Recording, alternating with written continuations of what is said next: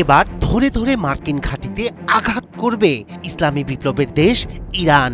মার্কিন president Donald ট্রাম্পের সামরিক ইঙ্গিতের জবাবে তেহরান স্পষ্ট করে জানিয়েছে, আগ্রাসন হলে পাল্টা আঘাত হবে সরাসরি মার্কিন সামরিক উপস্থিতির ওপর।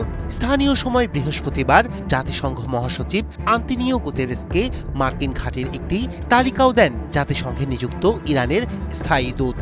এদিকে ইরানের পররাষ্ট্রমন্ত্রী আব্বাস আরাকচি হুঁশিয়ারি দিয়েছেন, তারা যুদ্ধ চায় না, তবে হামলা হলে জবাব হবে সিদ্ধান্তমূলক ও বিধ্বংসী।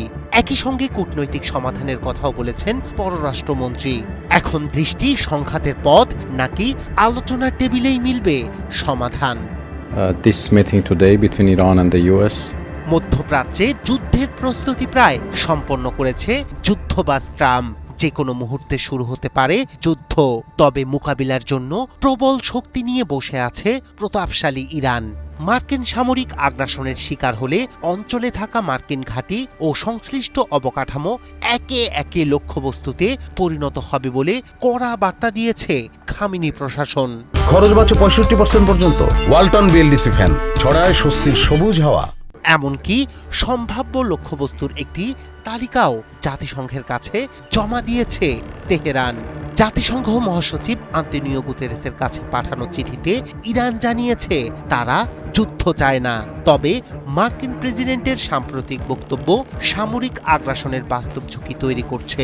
চিঠিতে স্পষ্ট ভাষায় বলা হয়েছে, ইরানের উপর হামলা হলে জবাব হবে সিদ্ধান্তমূলক, সংগঠিত এবং সরাসরি সামরিক সক্ষমতার উপর বড় আঘাত। মধ্যপ্রাচ্যের বিভিন্ন দেশে যুক্তরাষ্ট্রের সামরিক ঘাঁটি রয়েছে। উপসাগরীয় অঞ্চল, ইরাক, সিরিয়া এবং পারস্য উপসাগর সংলগ্ন এলাকাগুলোতে মার্কিন উপস্থিতি দীর্ঘদিনের। এসব ঘাঁটির অনেকগুলোই ইরানের ক্ষেপণাস্ত্র সক্ষমতার আওতায় রয়েছে বলে প্রতিরক্ষা বিশ্লেষকদের ধারণা। ইরান বহু বছর ধরে স্বল্প ও মধ্যম পাল্লার ব্যালিস্টিক ক্ষেপণাস্ত্র, ক্রুজ মিসাইল এবং দূরপাল্লার ড্রোন সক্ষমতা বাড়িয়েছে। সাম্প্রতিক বছরগুলোতে তাদের ক্ষেপণাস্ত্রের নির্ভুলতা ও গতিশক্তি উল্লেখযোগ্যভাবে উন্নত হয়েছে বলে বিভিন্ন আন্তর্জাতিক সামরিক প্রতিবেদনে উঠে এসেছে। ইরান সরাসরি ইঙ্গিত দিয়েছে, আগ্রাসন হলে নির্দিষ্ট সামরিক অবকাঠামো, বিমান ঘাঁটি, লজিস্টিক হাব এবং কমান্ড সেন্টারকে লক্ষ্যবস্তুতে পরিণত করবে তারা। প্রথম ধাপে আকাশ প্রতিরক্ষা ভেদ করার চেষ্টা, এরপর ধারাবাহিক ক্ষেপণাস্ত্র ও ড্রোন হামলা, এমন সম্ভাব্য প্রতিক্রিয়ারই কথা বলেছেন বিশ্লেষকরা।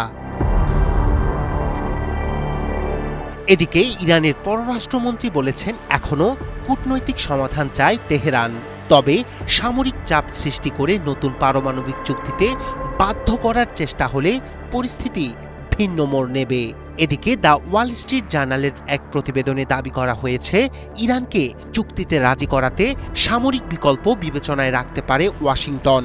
শুধু আমেরিকা নয়, ইসরায়েলও কড়া পদক্ষেপের হুঁশিয়ারি দিয়েছে, আর পরিস্থিতি নিয়ে সতর্ক করেছে রাশিয়া। তাদের ভাষায়, ইরানে মার্কিন হামলা হবে আগুন নিয়ে খেলা, কারণ ইরান স্পষ্ট করে দিয়েছে, হামলা হলে প্রতিক্রিয়া হবে সীমিত নয়, বরং পর্যায়ক্রমিক এবং কাঠামোগতভাবে ধ্বংসাত্মক। রায়হান কবির শুভ্র, ৭১।